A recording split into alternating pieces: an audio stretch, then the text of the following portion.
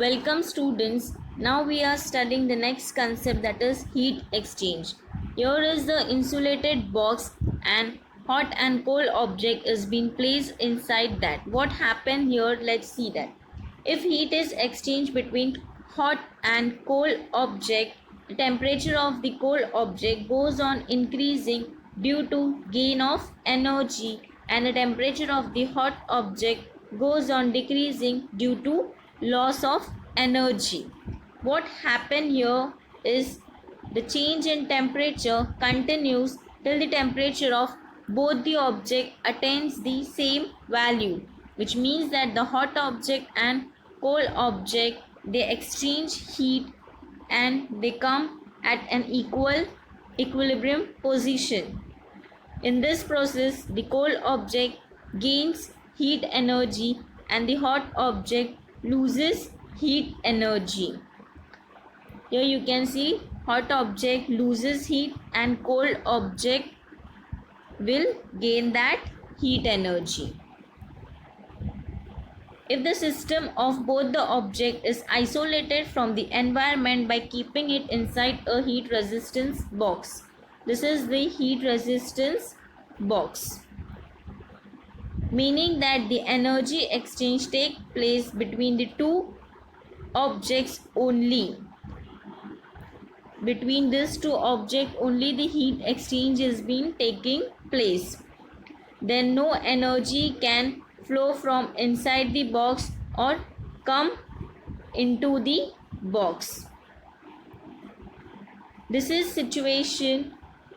We can say the following principle is heat energy lost by the hot object is equal to heat energy gained by the cold object. This is called the principle of heat exchange. Here in this diagram you can see A is hot object and B is cold object. So heat is being transferred from hot object to cold object, and here in the last picture the object A and B attains equal temperature.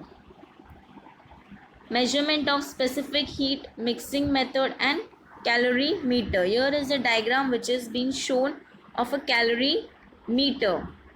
The specific heat of an object can be measured by using mixing method, and we use is for that is the calorimeter. About the calorimeter, you have learned in the previous standard that if an hot solid object is put in the water in a calorimeter, heat exchange between the hot object and the water and a calorimeter starts. This continues till the temperature of the solid object, water and a calorimeter becomes equal. Therefore, you get the expression as heat lost by the solid object is equals to heat gained by water in calorimeter plus heat gained by the calorimeter. Next is the heat lost by the solid object Q, which is equal to mass of solid object multiplied by its specific heat multiplied by the decrease in its temperature. Next is the heat gained by the water Q1, which is equal to mass of the water multiplied by its specific heat multiplied by its increase in its temperature. Next is the heat gained by the calorimeter Q2, which is equal to mass of the calorimeter multiplied by its specific heat multiplied by increase in its temperature. So what you get is heat lost by the object is equals to heat gained by the calorimeter plus heat gained by the water. With this expression Q equals to Q2 plus Q1. Using this equation, if the specific heat of water and a calorimeter are known, then the specific heat of the object can be calculated. This expression is being used to solve the numerical sums. Now let us see the numerical sums. So now let us see the first example. How much heat energy is necessary to raise the temperature of 5 kg of water from 20 degrees centigrade to 100 degrees centigrade? You have given the mass 5 kg, specific heat 1, difference in the temperature 80 degrees centigrade. You know that the energy to be supplied to water is equal to the energy gained by the water. So that is equal to mass of water into its specific heat of water into change in temperature of water. So m into c into delta t. Put the values 5 into 80 into 1, that is the specific heat of water. You get the answer is 400 kilocalorie. The heat energy necessary to raise the temperature of water is 400 kilocalorie. Let us see the next example now. Liquid ammonia is used in ice factory for making ice from water. If water at 20 degrees centigrade is to be converted into 2 kg ice at 0 degrees centigrade, how many grams of ammonia are to be evaporated?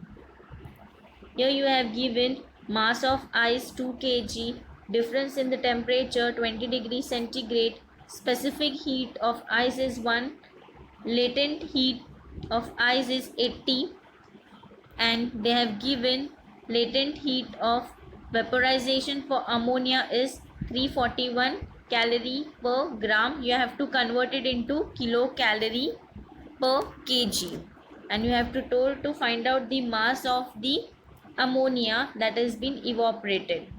So solution Q1, that is the heat lost by water, which is equal to M1 into C1 into delta T plus M1 into L1. Substitute the value of this and you get is this expression. Solve this expression and you get 40 plus 160, that is 200 kilocalorie. Q2 is the heat absorbed by ammonia, which is equal to M2 into L2. Put the value M2 into L2 is 341 and you have to find the M2. So according to the principle of heat exchange, you know that Q1 is equals to Q2. So substitute that values of Q1 and Q2 here and find out the value of M2, that is 200 divided by 341. You get 0.5864 kg, which is equals to 586.4 gram. So 586.4 gram of ammonia are to be evaporated. Such kinds of numericals can come in your exam, so practice such numericals. Thank you.